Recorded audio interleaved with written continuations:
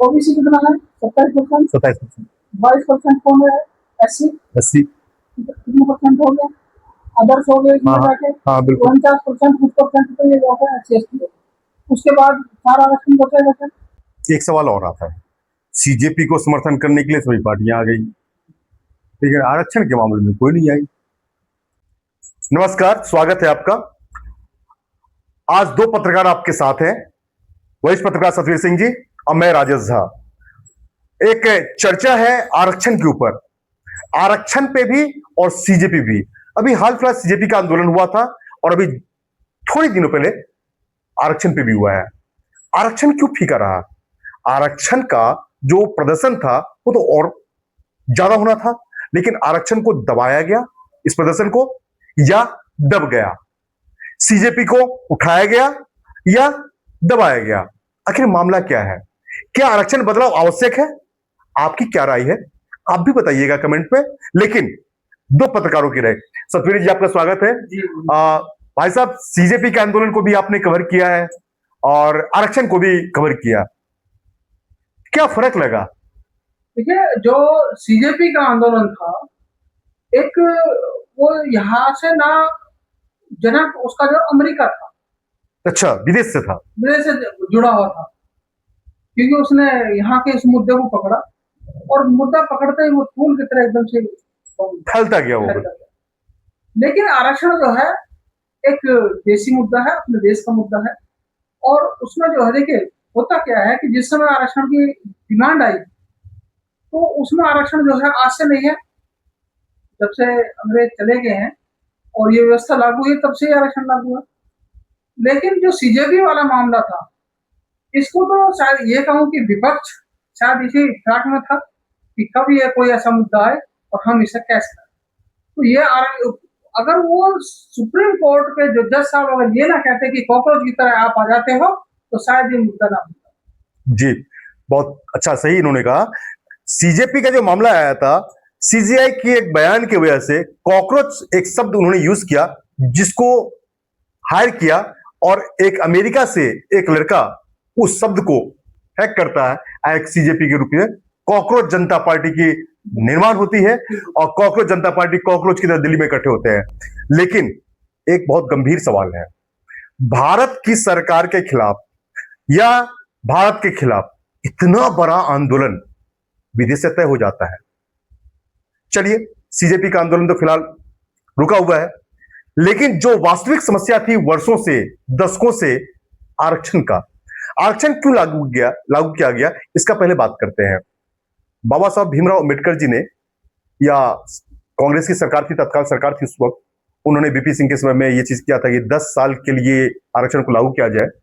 और वो आरक्षण इसलिए था कि जो दलित लोग हैं, जो दबे कुचले लोग हैं, दलित शब्द कहना उचित नहीं है और सही नहीं होगा मेरे लिए भी एक पत्रकार के नाते, लेकिन जो एक हाशिए पे लोग हैं, दबे कुचले, गरीब, असहाय, उनके लिए आरक्षण की आवश्यकता थी। बराबरी का हिस्सा या बराबरी के लिए तक लाने के लिए किया गया था।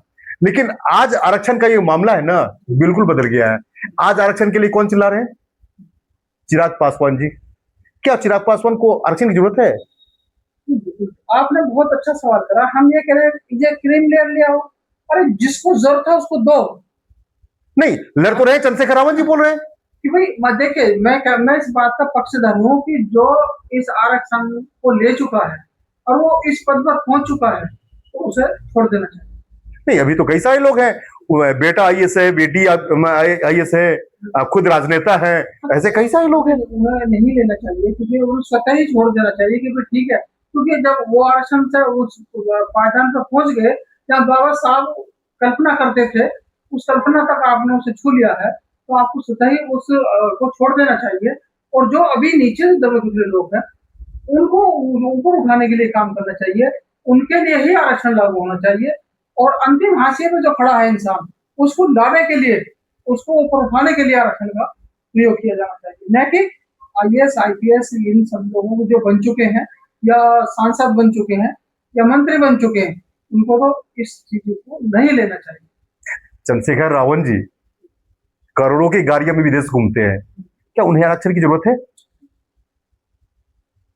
क्या रामलाल अठावले जो हैं महाराष्ट्र के मंत्री हैं वो भी, क्या उनको जरूरत है? मैं देखिए, और अठावले साहब ने बयान कहा था कि कोई आरक्षण हटा के देखिए, ये हाँ। कहा था, ठीक है। आरक्षण को हम भी मानते नहीं हटाना चाहिए, आप भी कह रहे नहीं हटाना, नहीं हटा के देख ले, ऐसा नहीं है। लेकिन जिन्हें जरूरत है उस हिसाब से उन तक तो पहुंचे। सतवीर साहब एक पता है, क्या हम दिल्ली एनसीआर जिस शहर में रह रहे हैं, आपने सड़क के किनारे कई लोगों को देखा होगा, सड़क के किनारे सड़क पे रहते हैं, वही रोटी खाते हैं, वही सोते हैं। कभी रात में सफर करके आप देखें, सड़क पे गुजर के देखें। मैंने कई बार, हमने भी कोशिश की है और हम लोग कुछ ना कुछ कोशिश करते हैं उन्हें खिलाने की, पिलाने की। अपने कई बार वीडियो वगैरह भी आते हैं। क्या उन्हें आरक्षण की जरूरत नहीं है? उनको भी आरक्षण की जरूरत है और उन्हें उसे सरकार पर कोई ऐसी नीति लानी चाहिए कि उनको भी एक, जैसे सरकार काम कर रही है, उन्हें मकान दे रही है, उन्हें बसा रही है, सब चीज कर रही है, तो असली जरूरतमंद लोगों को ही आरक्षण की आवश्यकता है, न कि एमपी एमएलए। मैं कह रहा हूँ इस पर विवाद हो सकता है, इन शब्दों पर विवाद हो, देखिए वो एक अलग बात है। देखिए एक पत्रकार के रूप में हम लोग बात कर रहे हैं। ये कह रहे हैं कि वो सरकार या बीच में सरकार ने क्रिमिनल लाने की बात, तो ठीक है, क्रिमिनल आना चाहिए जिस जाति को, जो जाति को आरक्षण मिल चुका, या उसमें भी जाति में भी कुछ लोग आरक्षण के लायक है, उन्हें दिया जाए, उन्हें दिया जाए, उन्हें दिया जाए। लेकिन जो आरक्षण लेकर के अपना डेवलपमेंट कर चुके हैं उन्हें आरक्षण से बाहर कर दिया जाए। जो अरबों खरबों में खेल रहे हैं, हाँ, उन्हें आरक्षण की। अब सवाल ये है, आपने जो पक्ष रखा वो बहुत अच्छा रखा है। हम क्या चाहते हैं, मेरी सोच जो है व्यक्तिगत रूप से, मैं चाहता हूं कि आर्थिक रूप से क्यों ना आरक्षण लागू किया जाए, आरक्षण में थोड़ा सा बदलाव कर ले सरकार, और आरक्षण में बदलाव करके जो वास्तव में गरीब है उनको आरक्षण का लाभ दे, और वो आर्थिक दृष्टिकोण से हो। देखिए, जातिवाद की राजनीति करके सरकार ने बहुत सारा देश को बांट दिया एक तरीके से। मार काट मच रही है, एक दूसरे को लोग देखना नहीं चाहते। कोई ठाकुरवाद, कोई ब्राह्मणवाद, कोई दलित समाज, मतलब कितनी सारी राजनीतिक पार्टियां बन गई है, लेकिन क्या वो अपने समाज के लिए कुछ काम किया? हिंदू मुस्लिम पहले था, फिर जातिवाद फैला, अब आरक्षण के ऊपर ये आ गई। तो क्यों ना इसका एक समाधान निकाला जाए, आर्थिक रूप से क्रीमी लेयर जिसको आप कह रहे हैं, वो चीज लागू कर दे आरक्षण में। थोड़ा सा ही तो बदलाव करना है। अगर ये बदलाव कर लेती है तो सरकार को इसमें क्या दिक्कत है? तो सरकार को ये कर देना चाहिए। भाई देखो, आज एक विशेष जाति को नाम लेना चाहूंगा जाति का, क्योंकि फिर वही आ जाएगा मामला, 80-80 लग सकती है। तो वो वाली बात आ जाएगी सामने। नहीं, ये बातें तो गाय बगाए होती है। कई राजनेता वगैरह सीधा धमकी देते हैं। नहीं, हम इसलिए हम वो धमकी देते हैं, अरे 80-80 लगा दूंगा। मैं ये कहना चाह रहा हूँ, जिस तरह से कुछ लोग बेचारे हर कास्ट में ऐसे लोग हैं जिन पर बिल्कुल आर्थिक रूप से कमजोर हैं और पढ़ने के लिए हैं, लेकिन वो वहां तक नहीं पहुंच पाए, तो उन सभी लोगों को वो आरक्षण की जरूरत है, न कि जो आरक्षण की मौज ले रहे हैं या बाबा साहब के दिए हुए सपने को साकार कर लिया, जिन्होंने भी जहाँ आरक्षण लेके हम पहुंचना चाहते थे पहुंच गए, तो स्वतः ही आरक्षण को त्याग कर देना चाहिए। अब थोड़ा सा इसी सब्जेक्ट पे थोड़ा सा अलग करते हैं। क्या कारण था कि सवर्ण समाज जो आरक्षण के आंदोलन, आरक्षण के खिलाफ जंतर मंतर पे इकट्ठे हुए, उन लोगों को इस तरीके से कुचल दिया गया? क्या यह सही है कि जैसे धारा 163 का दुरुपयोग किया गया, 163 के नाम पर किसी को मारा गया, पीटा गया? तो भैया, इस देश में हमारा संविधान कहता है कि शांतिपूर्ण तरीके से हम अपनी बात रखने के लिए हम आंदोलन कर सकते हैं, हम अनशन कर सकते हैं। इसमें सरकार को क्या आपत्ति है? जंतर मंतर तो आंदोलन की जगह है। तो ऐसा क्यों कि सीजेपी को आप महीनों भर के लिए आप देते परमिशन, और आरक्षण के लिए अगर कोई श्रवण समाज जा रहा है तो उसको आप मतलब 2 दिन के अंदर, 1 दिन के अंदर हटा देंगे, उसको मारेंगे पीटेंगे? क्या तरीका है?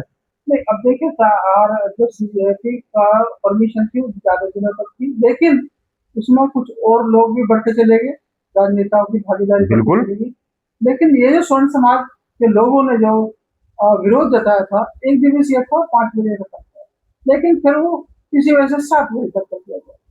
अब जब आपका समय समाप्त हो जाता है तो सरकार या फिर जो प्रशासन है वो अपनी समय सीमा के अंदर ही अपने उन्हें समेटना चाहता है, लेकिन जब उन्हें समेटने की कोशिश करेगी, हटाने की कोशिश करेगी, तो वो विरोध को कर गए। तो ये तो देखो, पहले प्यार से हटे, सीजेपी वाले तो कोशिश करी प्यार से हटाने की, बाद में उनको प्यार से आपने देखा, सारे देश ने देखा। और यही जो है स्वर्ण समाज के साथ हुआ, कि उनको 5 से 7 बजे तक चलो दे दी थी परमिशन, लेकिन 5 से 7 बजे के फिर वो आगे तक चिटफंड की तरफ बढ़ रहे थे, जिसे पुलिस ने फिर यहाँ पर बलपूर्वक। अच्छा, आप हमसे ज्यादा सीनियर हैं, आपको ज्यादा नॉलेज भी है। एक चीज और इसमें आपने गौर किया होगा, जब देखा होगा, सीजेपी के आंदोलन हो, खासकर सीजेपी के आंदोलन में बहुत सारे मीडिया कर्मी पीटे हैं, बहुत सारी महिला पत्रकारों के साथ अभद्रता की गई है। ये वहां से एक शब्द निकला, गोदी मीडिया, मोदी मीडिया। आखिर पत्रकारों को क्यों बांटा जा रहा है? हाँ, देखिए आप क्या पत्रकारों को भी आप बांटेंगे? बिल्कुल बांटा गया। दूसरी बात, प्राइम इंडिया न्यूज का एक पत्रकार पहुंचा वहां पे, जिसे जब उसने अपने आईडी दिखा दी, उसने कहा मतलब आपकी आवाज सरकार तक पहुंचाने के लिए आए हैं, लेकिन नहीं, उसने सीधा कहा कि आप गोदी मीडिया हैं, आप बाहर निकलिए। जी, आप गोदी मीडिया है। उसने कहा नहीं सर, हम ऐसे चैनल से हैं, ये है, लेकिन बावजूद उसके बीच सुनने को तैयार नहीं है। मैं इसका प्रत्यक्ष गवाह हूं। मेरी चुटिया देख करके मुझे हटा दिया गया। हाँ, मुझे नहीं, मेरे साथ बदतमीजी तो नहीं हुई, हाँ, लेकिन एक तरीके से एक ऐसे बलपूर्वक भी नहीं किया, हाँ, लेकिन मुझे हाथ जोड़ करके मुझे जाने के लिए रुका कहा गया, और एक बार नहीं दसियों बार कहा गया, और सैकड़ों लोगों ने कहा था, लेकिन ससम्मान किया था। लेकिन हमने वहां पे देखा कई बड़े पत्रकार उनके साथ अभद्रता की गई। क्योंकि सुनो, अब ये समस्या कहाँ तक रही है कि सीजेपी के अंदर जो कुछ ऐसे तरह के तत्व कहूं वो घुसे हुए थे, या ये कहो थोड़ा सा मैं आपकी बात को आगे बढ़ाऊंगा। ठीक है, सीजेपी हो, समाज कोई भी हो, जनता, हम सिर्फ जनता की बात कर रहे हैं, जनता ने जो भद्रता की ठीक है, क्या उसके ऊपर कोई उसके लिए समाधान नहीं है? क्या पत्रकारों की रक्षा की जिम्मेदारी आरक्षण की प्रशासन की नहीं है, शासन की नहीं है? कहां थी सरकार, कहां था कोर्ट, कहां थे सीजीआई, कहां थी प्रशासन? एक पत्रकार पीट रहा, आप उसको बचा नहीं सकते हैं? पत्रकार का कोई स्वाभिमान नहीं है? पत्रकार तो एक ऐसी चीज होगी, इधर ढपली, आपने सुना होगा ढपली, तो दोनों तरफ से बजती है।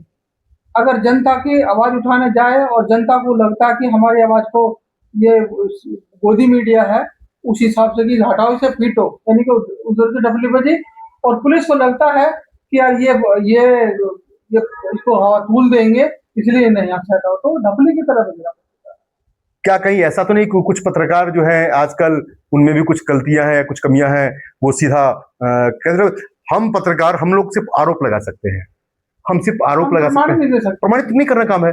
लेकिन क्या ऐसा तो नहीं कि कुछ ऐसे लोग हो सकते हैं जो अपने आप को, शब्दों को या अपनी भाषा को या लोगों की बात को साबित करना चाहते हैं, इसलिए लोगों के अंदर आक्रोश बढ़ा है? हाँ, आक्रोश इसलिए बढ़ा, कुछ लोगों ने, कुछ पत्रकारों के अंदर कुछ ऐसी भावनाएं आ गई हैं अंदर से कि जिनकी वजह से जनता भी ये कहने लगे कि किसी गोदी मीडिया, क्योंकि वो निष्पक्ष तरीके से किसी बात को रख नहीं पाते हैं, और जब नहीं रख पाते हैं वो एक पक्षीय बात रखते हैं, तो इसलिए उन पर ब्लेम कर दिया जाता है, ब्लेम कर दिया, और ब्लेम करने की वजह से बाकी सारे पत्रकार भी उसी लाइन में आ जाते हैं, उसी लाइन में आ जाते हैं, उनको शक की दृष्टि से देखा जाता है।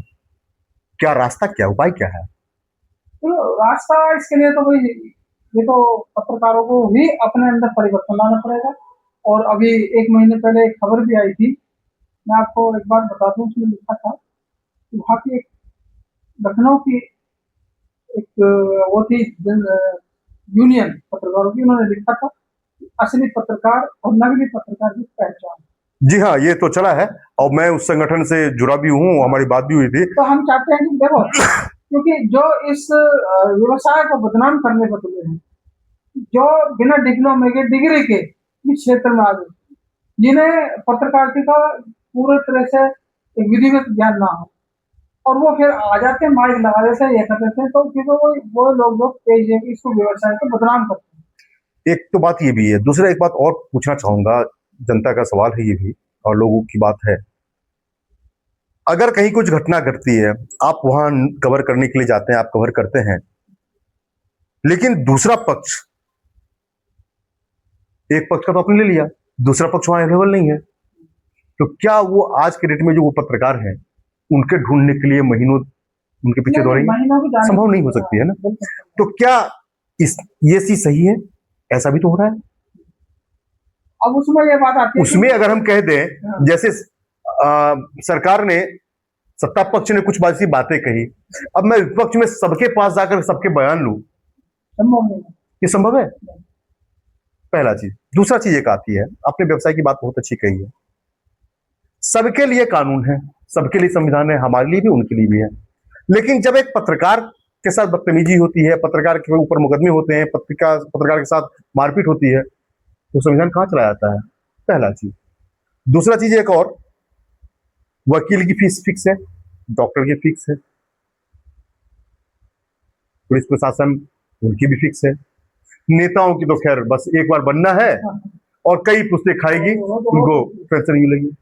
क्या पत्रकार आसमान में जाएंगे? देखिए, पत्रकार जिस संस्थान से जुड़ा है, सबसे पहली बात, पत्रकार अगर कहीं जाता है या फिर किसी संस्थान से जुड़ता है, तो उस संस्थान का दायित्व है कि उसके भरण पोषण की व्यवस्था करे, उसको सैलरी दे, उसको क्या दे, वो संस्थान की जरूरत है।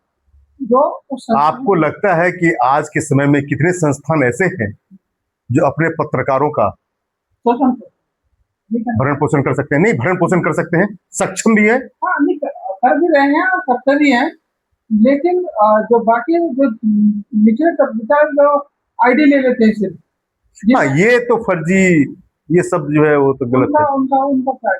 उनको बताइए, आप उनको ना तो इधर का कुछ कर सकते थे। संस्थान तो एक जो वास्तव में निकल के आए हुए होते हैं, कॉलेजों से आते हैं, आईपीएस करके आते हैं, उन्हीं को तो वो रखता है शायद, या फिर जो लोग बिल्कुल जो कहें कि टेबल पे काम, डेस्क पे काम करते हैं करके, उनको सैलरी देती है। लेकिन जो कहते हैं कि मैं सिर्फ सैलरी के ऊपर नहीं जा रहा हूँ, मैं सरकार की जिम्मेदारी की बात कह रहा हूँ। ये सरकार को इस पर भी एक कानून बनाना चाहिए, हालांकि बना भी नहीं है, वो भी कह नहीं सकता एक कि भाई अभी पिछले साल से ही ये चल रहा था, वैसे चल तो रहा काफी वर्षों से, एडवोकेट प्रोटेक्शन एक्ट। भैया सारी सुविधा आपको मिलती है, मिलना भी चाहिए, हम उनके पक्ष में हैं, लेकिन क्या जर्नलिस्ट का कोई एक्ट नहीं है? और जर्नलिस्ट को भी एक सुविधा मिलनी चाहिए, उनका एक यूनियन, और उनको यूनियन के माध्यम से अपनी बात को सरकार तक पहुंचाना चाहिए, और सरकार ने उसके लिए मेरे ख्याल में बीमा व्यवस्था भी की है, ऐसा नहीं है। लेकिन उस बात वहां आकर जाती है कितनी किसकी पहुंच, जितनी जिसकी पहुंच उसको उतना ही उसका लाभ मिल पाएगा। सरकार तो लाभ दे रही है, लेकिन अब वो पहुंच वाली बात है, क्योंकि वो संस्थान से रिकमेंड कर दिया कि भी ये हमारा पत्रकार है, सही दे दिया जाए, तो देना चाहिए। अब वो संस्थान के ऊपर डिपेंड है, संस्थान उसके लिए कितना अवसर देती है। ये सब आवश्यकताएं हैं। जी, आरक्षण के मुद्दे पे आपने बड़ा साफ शब्दों में ये कही, आरक्षण लागू हो और वो आर्थिक रूप से होनी चाहिए, ना कि जातिवाद। तो यही जो बात कह रहे थे, क्या सरकार इस आरक्षण के मुद्दे पे जो आर्थिक रूप से होना चाहिए उसे करने में सत्ता पक्ष को क्या दिक्कत है, क्यों नहीं करना चाहती है? देखिए, ये जो है साहब, ये जो है वोटों की राजनीति है, और जहाँ जिसका जितना लड़ा भारी, उतना उसका वो जिसकी जितनी हिस्सेदारी, उतना उसका पड़ेगा। तो बस वोटों की राजनीति है, और जब तक ये वोटों की राजनीति रहेगी, इसमें कोई परिवर्तन कोई भी सरकार, सत्ता पक्ष नहीं कर पाएगा। एक सवाल और आता है, सीजेपी को समर्थन करने के लिए सभी पार्टियां आ गई, लेकिन आरक्षण के मामले में कोई नहीं आई। देखो, बीजेपी के लिए जो पार्टी आई थी, उन्हें वहां भी जाना चाहिए था, उन्हें झारखंड भी पहुंचना चाहिए था, क्योंकि बच्चे तो वो भी है, और इसमें अखिलेश, राहुल गांधी, केजरीवाल, इन सब लोगों को जाना चाहिए था। उनका कोई बयान भी नहीं आया। बयान भी कोई तो है कि मैंने कहा, उस बैठे हुए मुद्दे के पास मुद्दे जो मुद्दा नहीं था सीजेपी, तो उसी की ट्रैक में तो क्या इन्हें सवर्ण समाज का वोट नहीं चाहिए? सवर्ण समाज का वोट, हम ये कहते हैं कि ये हम कितना करते हैं, लेकिन जिन लोगों का इन्हें वोट चाहिए उनके लिए तो वोट मांगे। आप देख रहे हैं कि अब स्वर्ण समाज कहते हैं 10% 15% है, ना देंगे कभी काम से बने, लेकिन SC ST OBC जो लगा के ये कहते हैं 80%, 85%, तो जहाँ मेरा क्या था, उसकी जितनी हिस्सेदारी उतना उसका तो लगा गया। अब ये वोट वोटों की राजनीति है, इधर भी ये चलता रहेगा, तो कोई मान सकते होता है समर्थन जो होता है वोटों का होता है। आप कहीं भी देख लीजिए, ये कोई इसी मुद्दे पर नहीं, किसी भी मुद्दे पर देख लेना, सरकार इसमें कई मंत्रियों के बयान भी आ गए कि आरक्षण एलजीबी चलता है। और कुछ मंत्रियों ने बयान दिया कि जो आगे देख ली, तो जो वो जो सरकार में मंत्री भी हैं, तो जब वो कह रहे हैं कि हटा के देख ले, तो उनका भी कोई वो है ना, वजूद है ना। मैं पता कि हम 18 साल में कहा था कि हटा के देख लें, तो उनको पता है कि उनके आका जो मजबूत है, उनकी संख्या भी बहुत भारी है, और इन्हें राजनीति भी उसी दलित समाज पर, ओबीसी समाज पर, एससी समाज पर, एसटी समाज पर करनी है। तो ये क्यों अपना 10%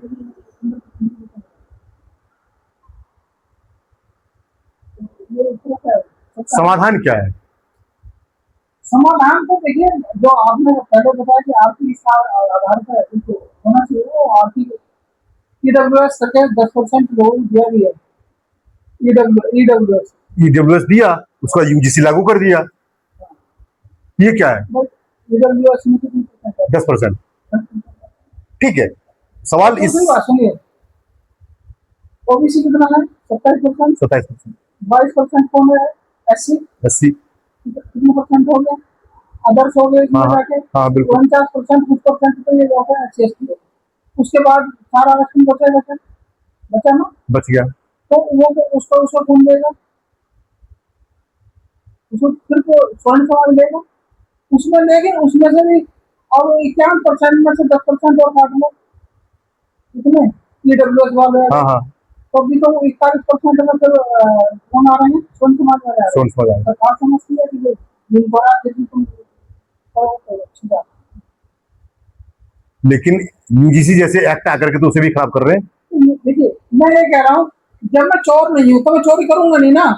आप यूजीसी ले आओ, आप इससे बड़ा कानून ले आओ, मेरे को कोई फर्क नहीं पड़ने वाला। लेकिन आरक्षण वाले को तो फर्क पड़ रहा है ना, जिनके पास कोई नंबर नहीं है, वो डॉक्टर बन रहे हैं, क्या आप उन ऐसे डॉक्टर से ऑपरेशन करवाएंगे? ऐसी बात नहीं, वो तो देखिए, जब आप पढ़ोगे लिखोगे तो वो आपको वहाँ पे वो तो कट ऑफ लिस्ट बता देते हैं आजकल। बात कट ऑफ लिस्ट की बात नहीं है, मैं ये कह रहा हूं कि किसी का 30% नंबर है, वो डॉक्टर बन गया, तो वो व्यवस्था भाई लागू हुई थी ना, उस व्यवस्था के अनुसार बन रहा ना, जिसे बाबा साहब ने दिया है कि भाई इस आधार पर इन लोगों को जब तक ये आगे ना पहुंचेंगे तब तक न दिया जाएगा। तो आगे बढ़ने के बाद ही तो वो लोग आरक्षण का और मुद्दा उठाते हैं, आरक्षण का लाभ लेते हैं। वही इसीलिए तो मैं कह रहा हूं, सवाल आरक्षण वाली मुद्दा ठीक है, लेकिन SC ST एक्ट, यूजीसी जैसे एक्ट इस तरह ला करके जो बचे खुचे भी है। एक यूजीसी एक्ट वो था जहाँ साहब जिसमें ये कहा गया था कि ये हम पर आरोप लगा देंगे, ये हमें बंद करा देंगे। एग्जैक्टली मैं उसी बात कह रहा हूँ, ये आरक्षण और ये दोनों मुद्दे अलग हैं। कह रहा हूँ ठीक है, तुम 100% जितना मर्जी कानून लागू कर लो, चलिए आप चोर को फांसी दिलवा दो, वो वाला कानून बना दो, लेकिन जब मैं चोरी करूंगा तो मुझे फांसी कौन देगा? तो उससे कानून बनने से कुछ नहीं होगा। आज भी कानून बने हैं, इम्प्लीमेंट नहीं होते। इम्प्लीमेंट लगे वो होने में बड़ी बड़ी दिक्कत आ रही है मेरे पास। लेकिन उस कानून की आड़ में नहीं होते, उसमें भी जांच कमेटी बैठती है, 2 स्वर्ण के गवाह चाहिए। ऐसा नहीं है कि कानून लग जाएगा, उसमें बहुत सारी चीजें आपने पहले से व्यवस्था लागू करिए कि इसमें ये चीजें होंगी, तब जाकर तो वो लगेगा, ऐसा नहीं लगेगा वो। अच्छा हाँ, तो इसलिए जो है सब चीजें होनी चाहिए। लेकिन जैसे मान लीजिए मैंने आपको, ठीक है, मैंने जाति सूचक शब्द दिए, अब आप गवाह बताओ, आपके गवाह भी वो आप जो होने चाहिए वो स्वर्ण समाज के होंगे कि भाई आज हमारे सामने इन्होंने ऐसा कहा, तो वो लागू होगा, नहीं तो लागू नहीं होने का, तो फिर दिक्कत कहाँ है? पाले में तो गैर उधर ही है ना फिर भी। और रेयर ऑफ रेयर केस में अगर ऐसा हो जाता है तो कोई मिल जाती है, बाकी ऐसा नहीं है कि भाई सीधा उसको ऐसे एक्ट लग जाएगा, नहीं। इसके लिए भी कमेटी बनती है और उसमें जो है एसीपी रैंक या फिर सीओ रैंक लोग जो है उसका जांच अधिकारी होते हैं, तो इसलिए जो है वो अगर कानून बन भी जाए तो मेरे को क्या फर्क पड़ रहा, आपको क्या फर्क? ना, हमें कोई फर्क नहीं पड़ रहा, लेकिन पत्रकारों पे भी फर्क पड़ता है। चोटी देख के, चंदन देख करके वो भी कर देते हैं। भाई साहब चंदन लगाना भारी पड़ जाता है, तो वो चंदन देख के ही कहते भाई तुम तो सवंतवा से हो भैया, क्यों बांट रहे हो? पता हम तो पत्रकार है बस। हम कहते भी है कि भाई हम तो पत्रकार हैं, तो इससे क्या हुआ? मोदी मीडिया हो, मोदी मीडिया हो। अच्छा झा साहब, आपने जो है हमारे सवालों का, हमने आपके सवालों का शायद अच्छा जवाब नहीं नहीं, बहुत बढ़िया, बहुत बढ़िया आपने। और हम अगले किसी मुद्दे को लेकर फिर मिलेंगे। जी हाँ, और बिल्कुल। तब तक आप देखते रहिए प्राइम न्यूज और राजीव न्यूज, दोनों को देखते रहिए।